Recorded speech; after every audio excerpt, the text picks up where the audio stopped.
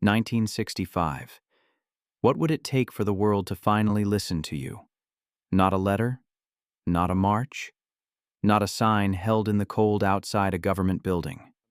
What if you had already tried all of those things for years and nothing changed? What would you do next? On March 16, 1965, on an ordinary street corner in Detroit, Michigan, an 82-year-old woman answered that question in a way that nobody expected, and almost nobody remembered. Her name was Alice Herz.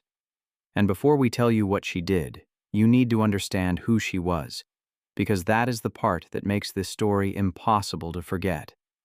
Alice Herz was not a radical. She was not angry in the way we usually imagine anger. She was quiet, intellectual, the kind of woman who wrote careful letters, attended meetings, chose her words precisely. And she had lived a life that most people could not survive even once. She was a German Jewish woman who had watched fascism rise from the inside, who had seen what happens when governments decide that certain lives do not matter, when borders close, when the world looks away. She fled Nazi Germany. She carried that weight across an ocean and built a new life in America. And she chose to spend that life fighting for peace. Not with violence, with words, with presence, with decades of quiet, principled resistance. And then, one morning in 1965, she walked out onto a street corner and set herself on fire. Why? That is the question this story refuses to answer easily. Because the easy answer, that she had gone mad, that grief had finally broken her, misses something much more disturbing. Alice Herz was not broken. She was deliberate. She left a message. She had thought about this. And that is what makes the silence that followed her death so unsettling. Because a woman this precise, this intentional, this awake to the world, her disappearance from history was not an accident. Something buried her, and we need to ask what. To understand March 16, 1965, you have to understand the world Alice Herz was watching in her final years. The Vietnam War was escalating in a way that made many Americans deeply uneasy. Napalm, a burning gel designed to stick to human skin and keep burning, was being dropped on villages. Photographs were beginning to surface. The Cold War had the entire planet sitting on the edge of a catastrophe that no ordinary citizen had any power to stop. And people were protesting. They were marching. They were signing petitions and writing letters and standing in the rain outside federal buildings with handmade signs. Alice had done all of those things. She had been doing them for years. She had written to politicians, she had organized, she had spoken. And the war did not stop. The weapons kept falling. The silence from those in power remained absolute.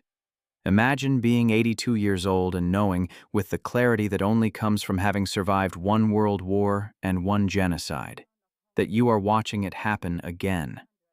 Imagine having used every peaceful tool available to you and watching them dissolve into nothing, year after year, as the machinery of war rolled forward without pausing to acknowledge a single letter you had ever written. That is the psychological terrain Alice Herz was walking through in 1965. Not madness. Our exhaustion of every other option. There is a specific kind of desperation that does not look like panic. It looks like calculation. It looks like a person sitting down very quietly and asking themselves, what would actually make them stop and look? What would cut through the noise? What would be impossible to ignore? We do not know exactly when Alice made her decision. We do not have the journal entry, the sleepless night, the precise moment when a lifelong pacifist arrived at fire, but we know she arrived there deliberately, and on a Tuesday morning in March, she walked to that street corner and she did it. A passing driver saw the flames. He stopped. His sons were with him. They tried to extinguish the fire. They could not get to her fast enough. She had suffered severe burns across her body. She was taken to the hospital. She was alive, but only just. And she remained alive for approximately 10 days, long enough for the world to have responded, long enough for her act to have ignited something beyond herself. It did not. This is the part of Alice Hertz's story that should disturb us most, because it was not as if no one noticed. There was coverage.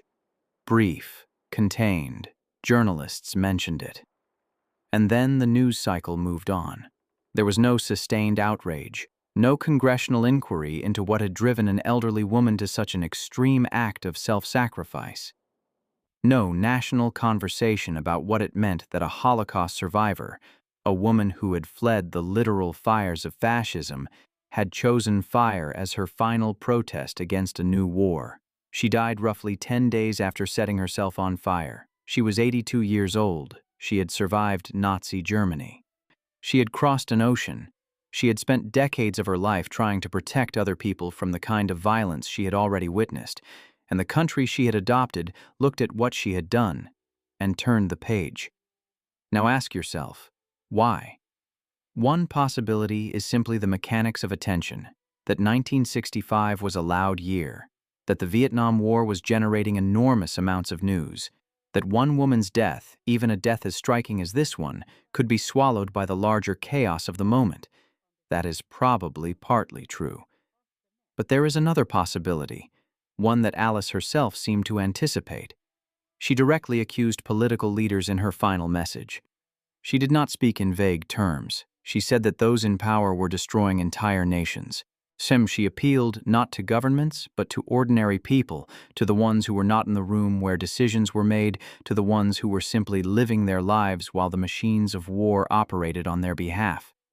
She was asking them to wake up, and waking up is uncomfortable. It requires you to look at something you would rather not see.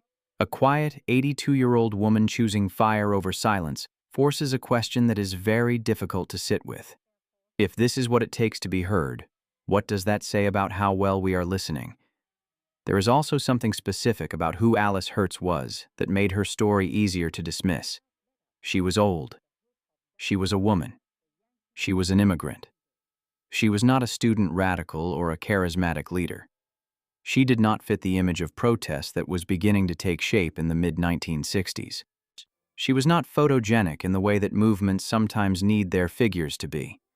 She was a quiet, elderly Jewish woman who had survived things most people couldn't imagine, and she had decided, after a lifetime of trying everything else, that the only thing she had left to offer was herself.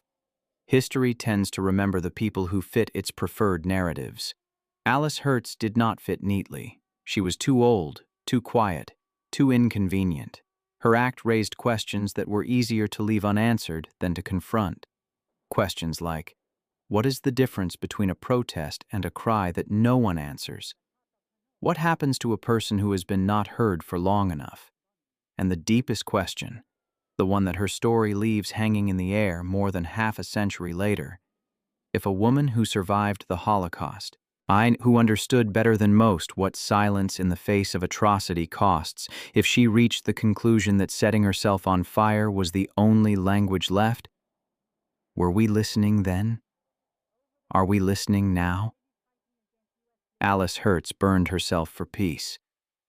The peace did not come. The war continued. The weapons kept falling. And she was forgotten so completely that most people reading about her today are encountering her name for the first time. There is something in that forgetting that is worth sitting with, not as a comfortable thought, but as an uncomfortable one. Because the forgetting was not neutral. To forget Alice Herz is to finish the erasure that the world began the moment it turned its page. And maybe that is the final protest she could not have planned, that 60 years later, her unanswered question is still the right one.